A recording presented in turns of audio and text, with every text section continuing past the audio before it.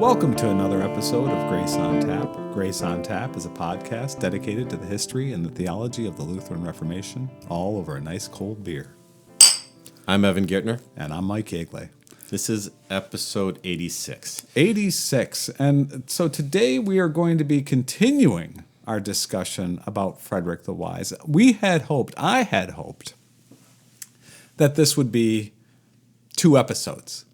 And here we are in episode 3, and as we were just before we started, we were thinking, I don't know if we're going to be able to get through this.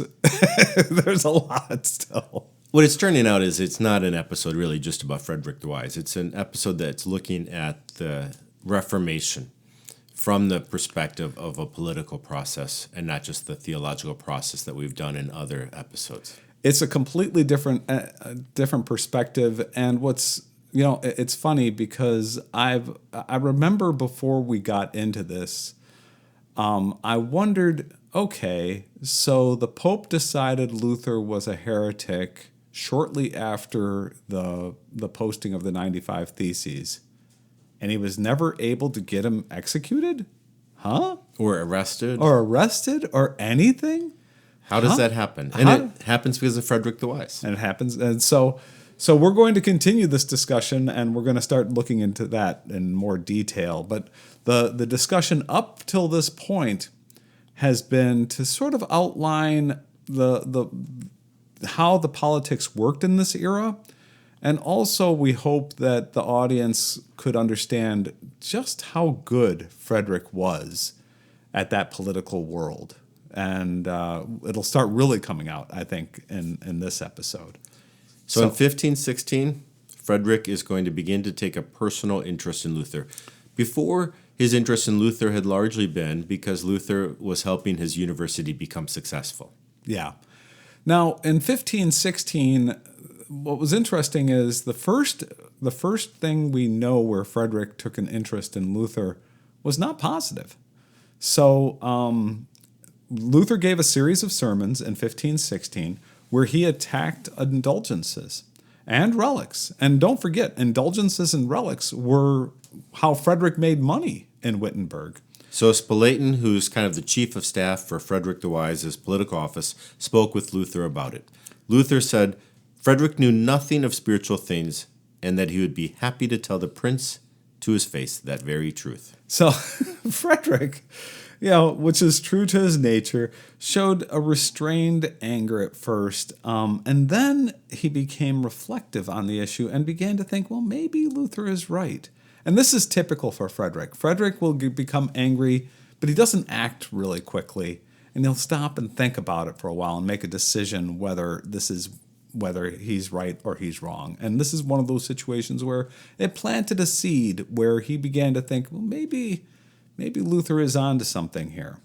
We're now going to step a little bit into the relationship that Staupitz, who was the provost for the University of Wittenberg, and Luther have at this moment, because Luther has terror about the wrath of God. So Staupitz recognizes that Luther is really, every time he has a moment to rest, he's all of a sudden getting upset about the wrath of God.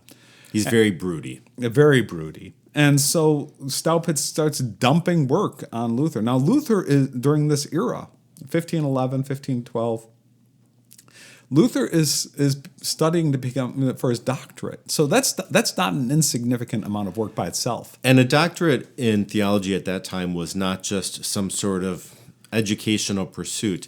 A doctorate of theology meant that this person had a responsibility to bring correction to error and to advocate for the truth.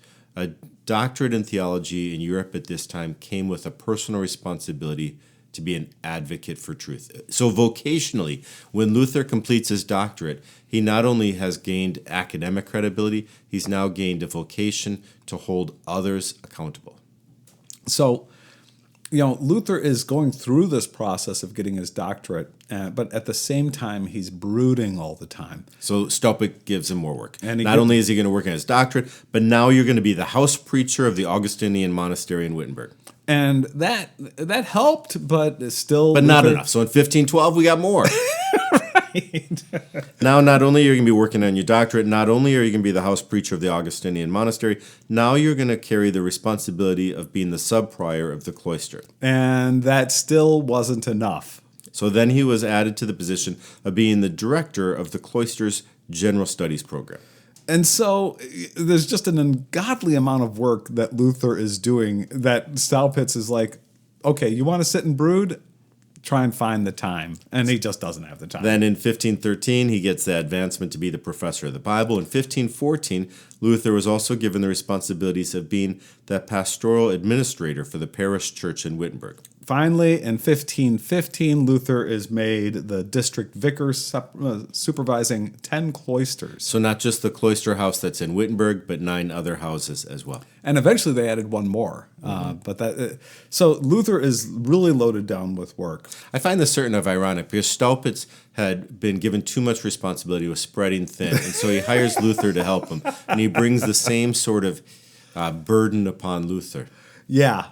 He wasn't as sympathetic as you would think he would be, having gone through what he went through. Anyway, in September of 1516, Frederick called on the scholar George Spalatin to help him with the communications with Erasmus. Now, remember, Erasmus was the guy who had just released the New Testament in the original Greek as best he could find. Erasmus is in many ways the founder of the humanist movement, the idea that humans, by going back to the sources, can study and discover the most glorious things, going not just to receive wisdom, but to discover wisdom. Going back to the sources, Erasmus encourages each person to find truth. So Erasmus is an expert in Latin, and also there is at least Spalatin and Frederick the Wise both believe that you need to be very precise in your language with Erasmus.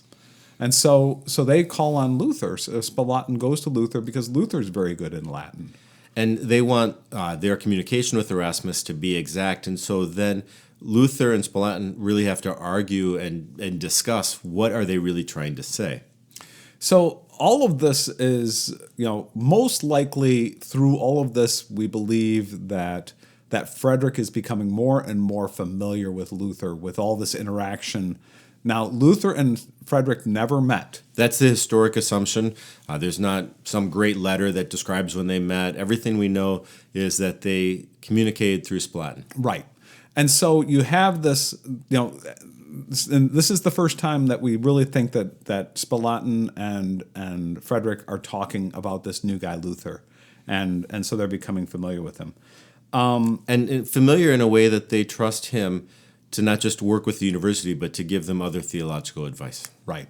So you have there's another situation where Staupitz, basically Staupitz was being considered to become a bishop, which was in that era, of course, we've talked a lot about it, a position of power.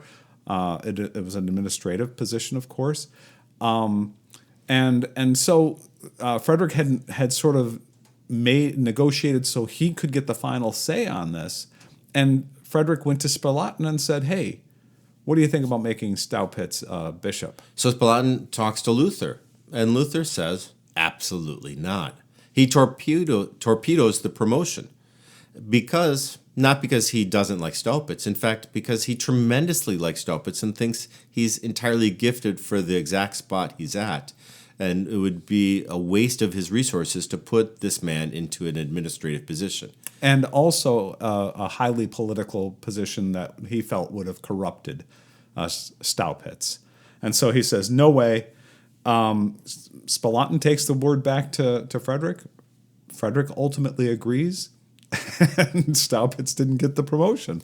And then we learn kind of Luther's aware that Spalatin is his voice inside the court. And so Luther says to Spalatin, you write about the most illustrious prince, you speak of me frequently, and you praise me.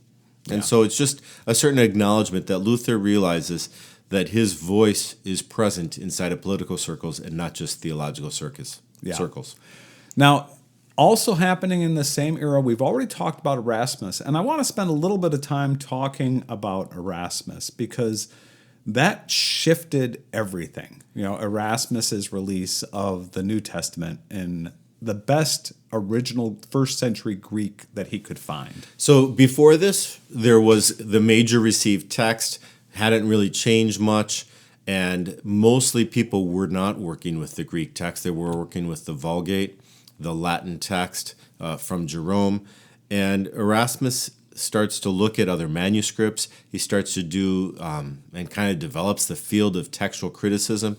When you have manuscripts that have different readings on some difficult passages, Erasmus makes some decisions that are contradictory to the major received text at the time. And so this Greek New Testament starts to change the source of authority. The source of authority had been the Pope. The Pope has authorized the Latin Vulgate edition, so the Latin Vulgate is the translation for the people. Right. And now Erasmus is questioning that authority. He doesn't know, I think he's questioning that authority. Instead, Erasmus starts to place the authority of the origin of the text into the actual thoughts of the people who wrote it. Mm-hmm. And so the one of the people, probably the person who most recognizes the importance of this Erasmusian shift is Luther. And Luther just throws himself into understanding the Greek New Testament, understanding the context of that Greek New Testament. Who is this person talking to? What are they thinking? What is happening in the era? And so Luther starts not just looking at the Greek New Testament, but he's looking at what's happening around it. So a timeless message that's written in a time period becomes the new challenge, because the Latin Vulgate had kind of created this certain timelessness that the scriptures are static and they are always going to be, and they speak to every time. But now, by looking at the Greek New Testament, Luther's asking, how do they speak in the specific moment of the first century? And how does that change our understanding of what is being written here? And of all the people, at least in this particular book we're referencing here, he proposes that Luther, if 1517 and the 95 Theses never happened, Luther's work with Erasmus is so foundationally changing the academic world that the insight that Luther brings to the Greek New Testament would have transformed all of modern day Christianity. The releasing of the Word of God into understanding it within its context was radically new in that era. Luther was a leading theologian really studying that. His work, even today, the modern Catholic Church uses this Lutheran view of reading the New Testament. And everybody does. Yeah. The clarity and the authority of the Scriptures stands on its own. And you can study it in its original language, and any translation we do is trying to be most representative of that original language as it can.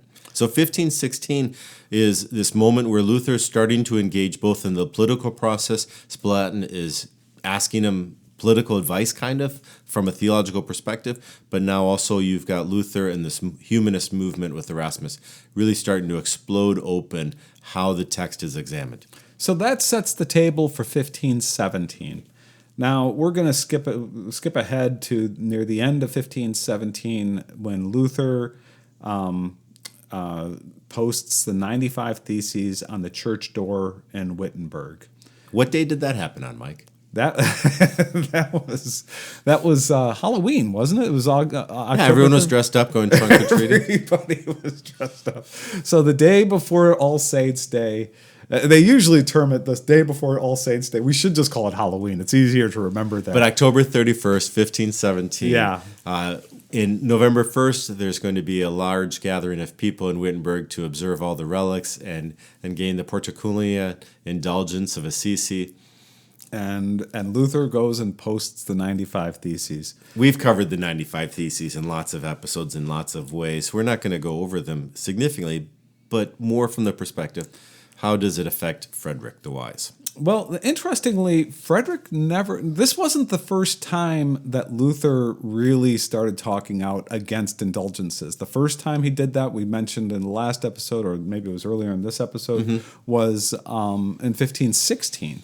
And so Luther has been railing against indulgences for a couple of years now, and Frederick didn't stop him. Even though he had some questions, and Spalatin said, Luther, what are you talking about all these indulgences and relics for? And Luther says about Frederick the Wise, you're not even a theologian. You don't even know what you're talking about. You gotta love Luther. Anyway, so they go. Luther then puts the 95 Theses on the door. Now, one of the early rumors that went around after Luther posted the 95 Theses was that Frederick had a hand in the 95 Theses because it weakened the Pope, and nothing could be further from the truth. But that really hurt Frederick.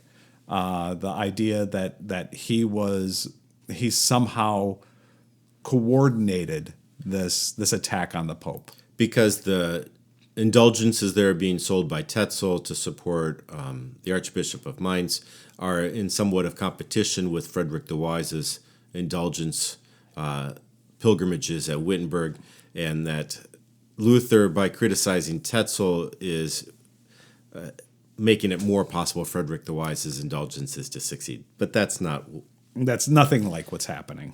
But the thought was that Frederick the Wise was behind this movement for political and economic reasons, when Luther was really writing as a theologian. Yeah.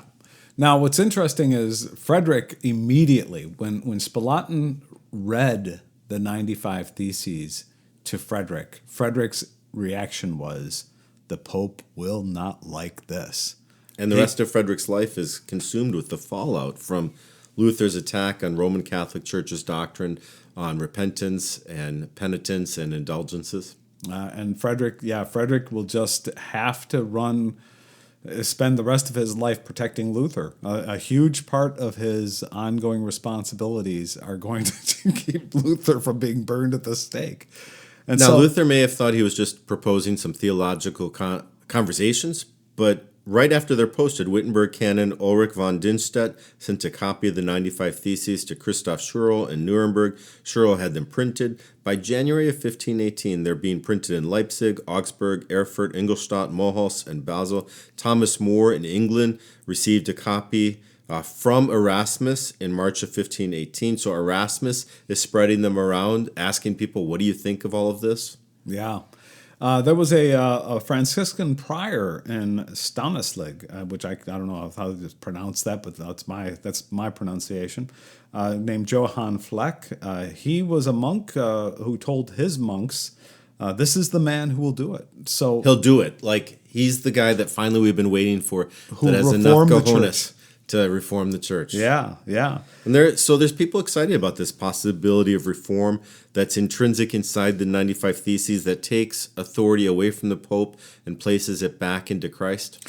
So one person who did not like it was Archbishop Albrecht of Mainz. Now, Archbishop Albrecht was no theologian, but he was highly political and a competitor with Frederick.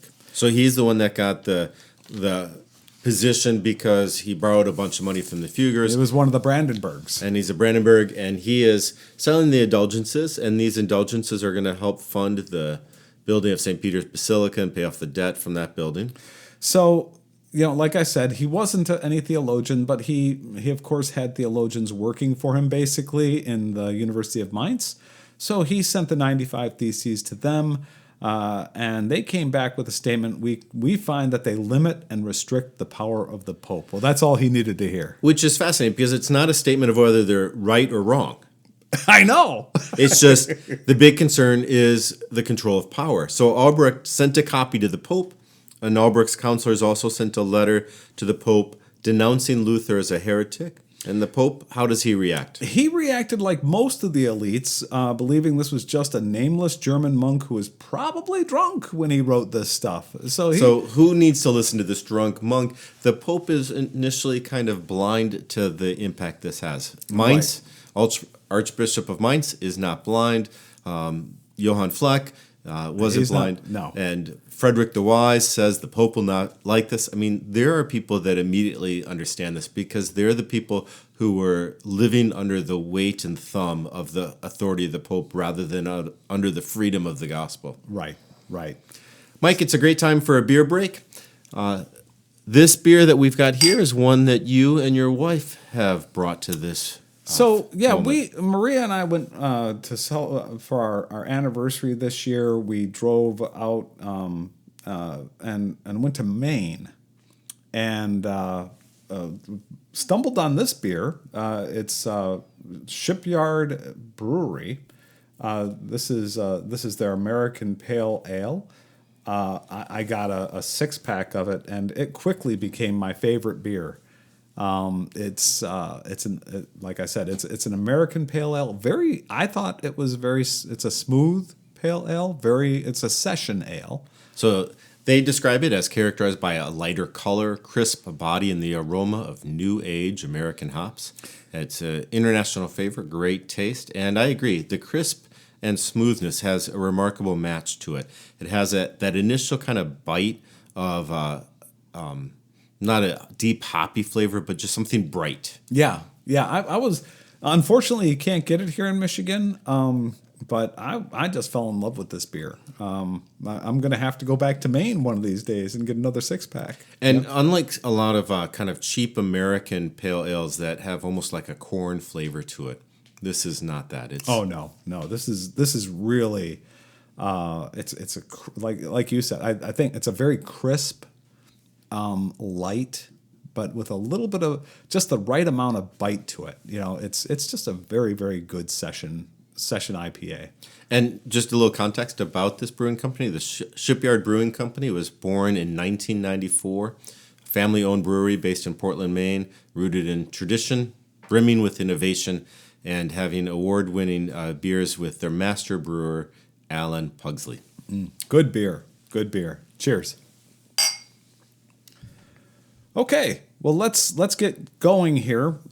Get back to the story. Now this is all happening in 1518, and I mean right out of the gate in January of 1518, the Dominicans get together.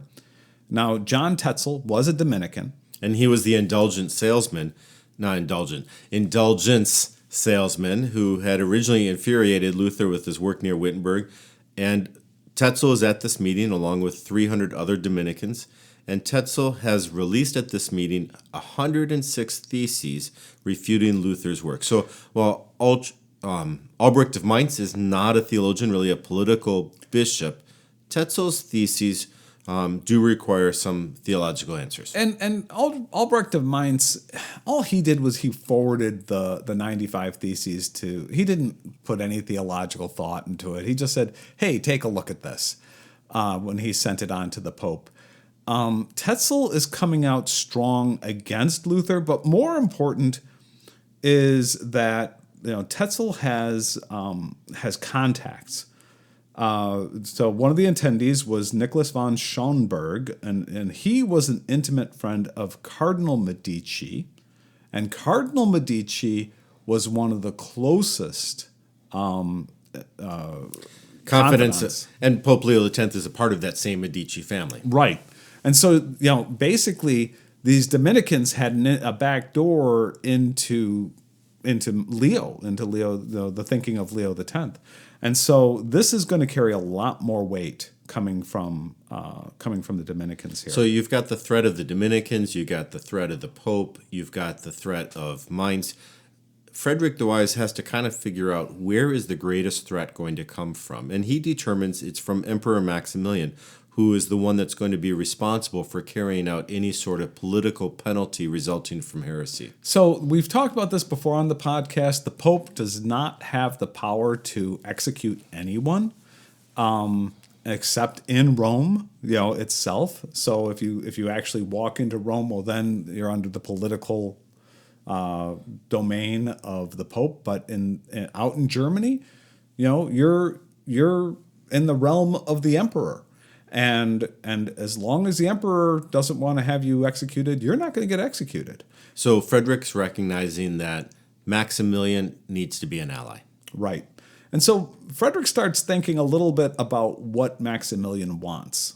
And what is the currency? yeah, yeah.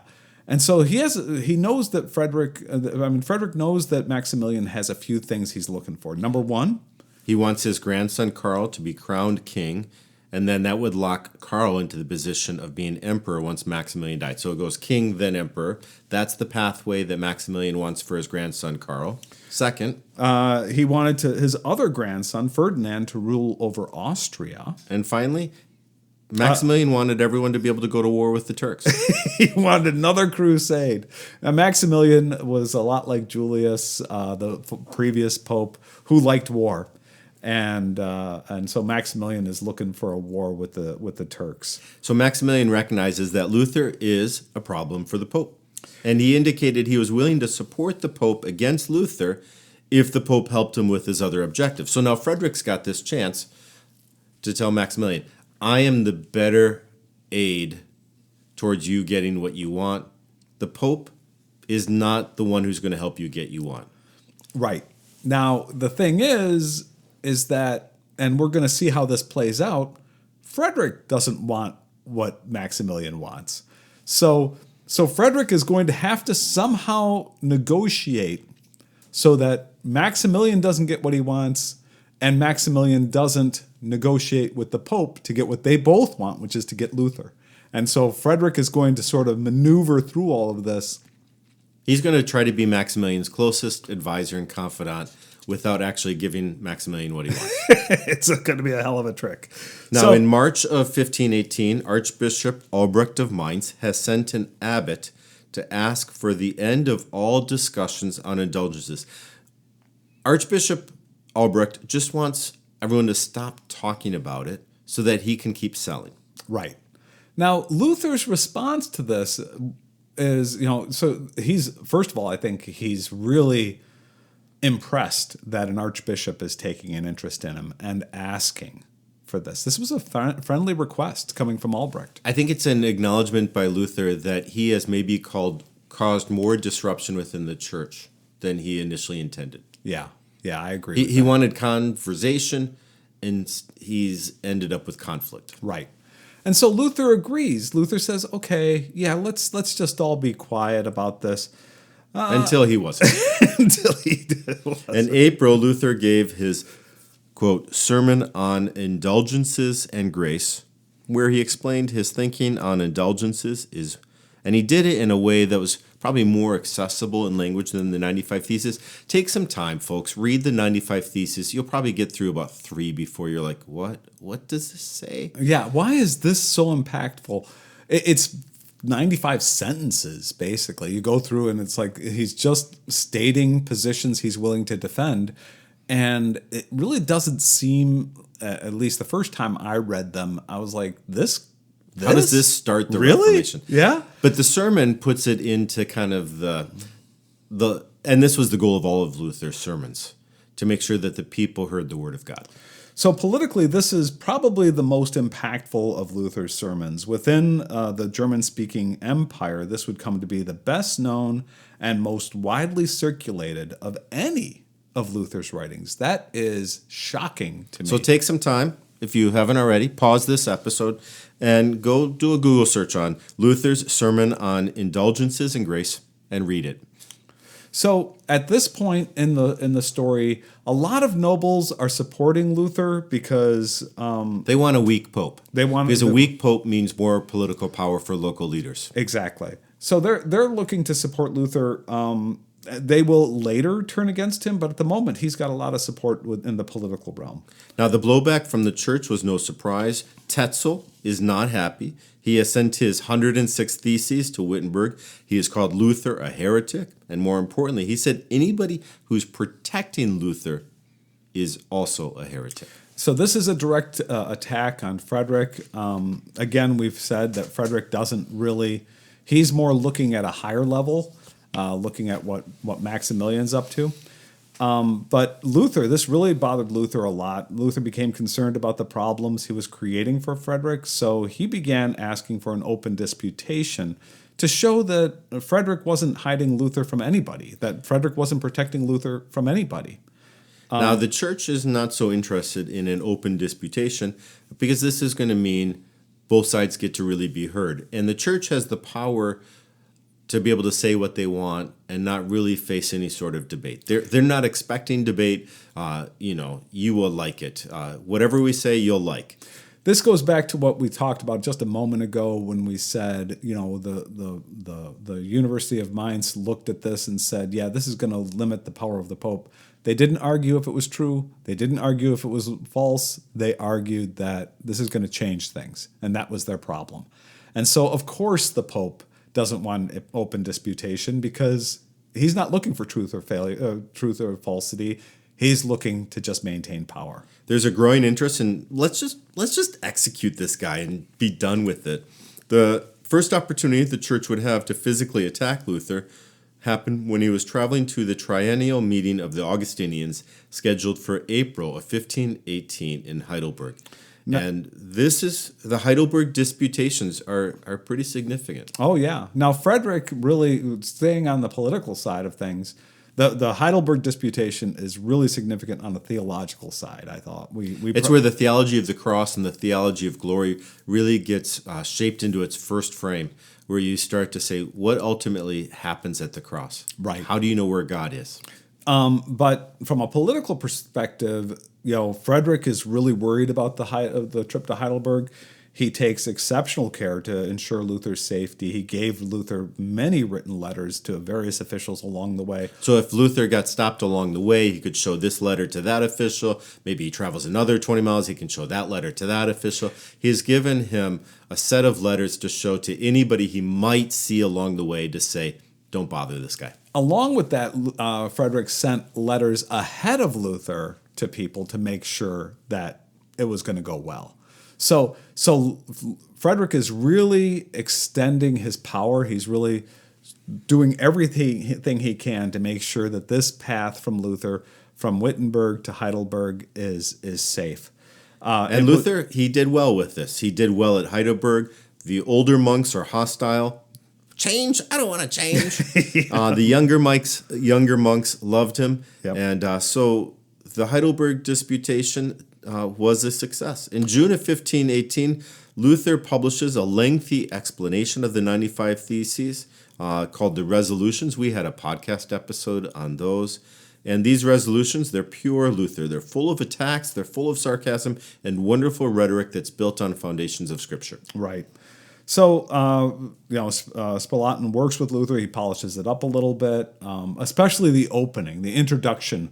The original introduction to the resolutions was really nasty, and Spalatin sort of cleans that up so that it becomes pure church court or court language. And the question is Frederick the Wise someone who's trying to destroy the church? Luther says no. Frederick is the greatest zealot for Catholic truth of the era they're in. Absolutely. So basically, both Frederick and Luther are trying through this whole period to distance Frederick from Luther, and it doesn't work. Luther is going to point out Frederick's an advocate for Catholic truth. Frederick is someone that you can trust.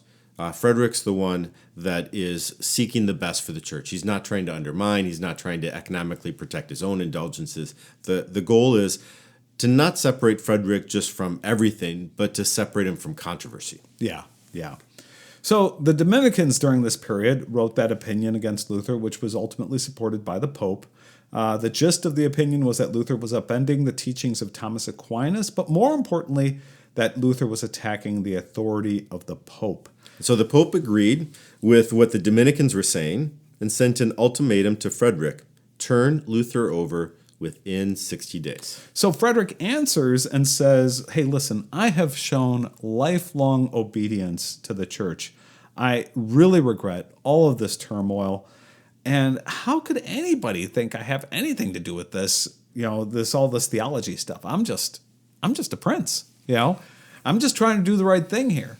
So Frederick doesn't directly answer the Pope. He just sort of dances around the issue and says, I don't know. This is a theology thing. But he's not going to let Luther travel to Rome to be interrogated. He's going to essentially say, if it's a German problem, it should be solved on German soil. And that's where he gets into. He says, "Listen, if you want to interview Luther, if you really want to understand what he's doing, you can do that. But let's do it on German land." So in August, Emperor Maximilian also, he's writing to the Pope to offer kind of a support for this ultimatum. And so now you got Maximilian writing to the Pope, you got Frederick writing to the Pope saying, you got to just hand this guy over. Frederick's not worried. Yeah, so Maximilian's letter to the Pope says, "Oh yeah, I'll support you. I'll go after this Luther guy." But Frederick knows Maximilian. They were friends for years and years and years. And Frederick knows that Maximilian is a liar. Maximilian is open to negotiation. Maximilian is always open to negotiation. He's willing to do whatever is best for Maximilian. And there are people that always, just, it's not like just give me your final deal, the best deal, whatever. You're buying a car from Maximilian, the car is always available for negotiation. That's right. The deal is never done. The deal is never done. So in August, the Roman Church is trying to figure out how to kind of rope in even more theologians to write against Luther. They realize maybe the answer isn't we rope in more politicians, we need to rope in more theologians. And their eye turns to a guy named Cardinal Cajetan, who is one of the most respected theologians of that era. And especially an expert on Thomas Aquinas. And Thomas Aquinas, kind of the father of scholastic theology that had largely defined academia for a couple hundred years. And the accusation that Luther is contradicting Thomas Aquinas, well, bring the guy who knows Thomas Aquinas best. Yeah. And so Cajetan, they sent the ultimatum that they sent to Frederick. They send that to Cajetan. Cajetan then forwards the ultimatum to Luther to let Luther know, hey, this is what's going down. And Luther gets it. Now, Frederick already saw this, but Luther sees it for the first time, and he is shocked. He is just shaking in his boots. Frederick's looking at this and says, this ultimatum is something that Frederick's known about for a while. Luther didn't know there was this ultimatum even exists. Right. And so Luther sees it for the first time and is just like stunned and terrified. And so Luther gets his own lawyer. Right. And his lawyer friend, Hieronymus Schurf, he asks him for advice. And Schurf had been talking to Luther even before the 95 Theses. Schurf had warned Luther, just don't even deal with indulgences. You open this can of worms, it's going to be something bad. But Schurf does help Luther write a response. They use some legal loopholes to get Luther permission to defend himself within the empire without going to Rome. Same legal loopholes Frederick's also going to use. Yeah. Now, the difference is that Frederick's not just doing it with legalese. He's actually got the relationships that he can actually make that happen. So throughout August, Frederick is negotiating with the emperor, trying to find a friendly forum for Luther for this interrogation of Luther. And there's several that he knows would be friendly to him: the Bishop of Würzburg, the Bishop of Freising, a couple of different universities. He's trying to get the Maximilian to agree to have this interrogation happen someplace friendly.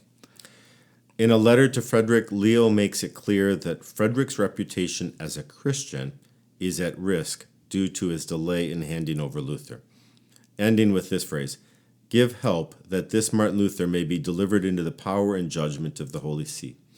So at the same time, Leo is writing a letter to Cajetan that's showing his hand a little bit more.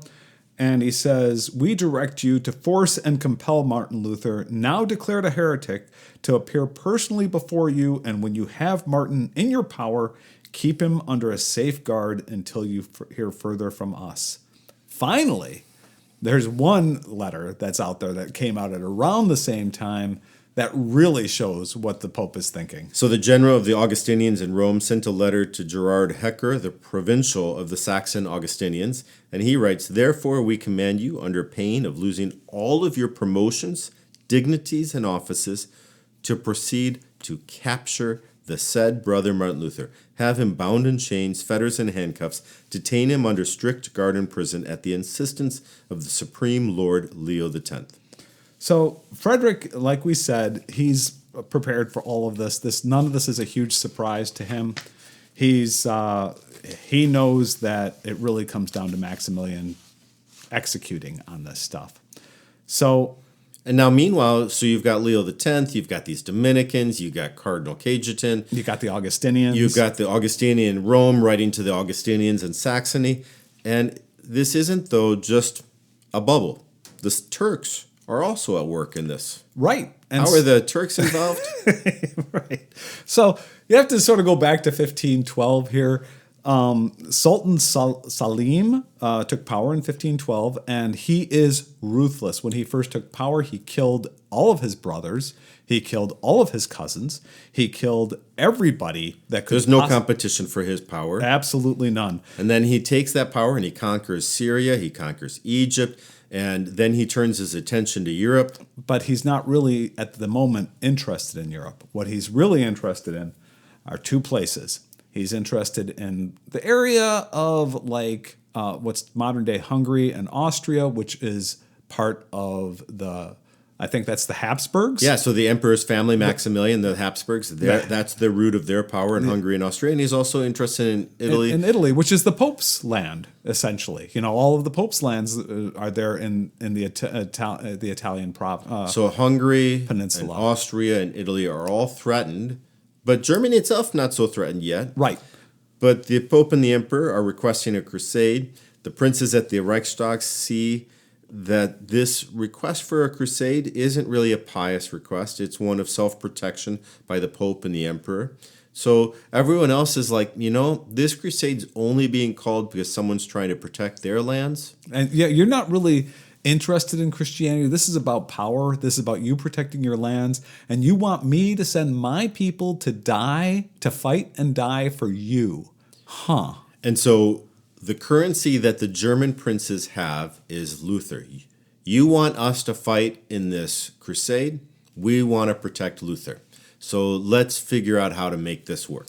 So what ends up happening is the Pope and the Emperor come to the princes and say, hey, we want this crusade and we want you to hand over Luther. And what the German princes knew about the crusade thing, and they were irritated about it. And bringing Luther into the mix just was another thing that was like, they're more irritated.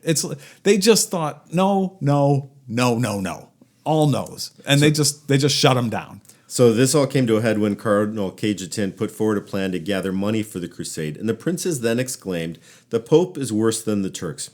Even Frederick, wow. Yeah. Even Frederick angrily denounced Cajetan's plans as false, blasphemous indulgence. Interesting. It is. So this is going to be the end of this episode. We have gotten through 1517. We're into 1518, and Luther is in this kind of political movement between the Pope, the Emperor, the Turks, and is Luther going to get handed over? Is Luther going to get bound into chains and fetters and handcuffs and held under the Supreme Lord, Leo X? Or is Frederick the Wise going to be able to protect Luther and have it be a theological conversation and not just a political pawn disruption? All right. The answer is going to come up in the next episode as we look to what kind of power does Frederick the Wise have. Does he have enough to protect Luther? We'll find out. Cheers.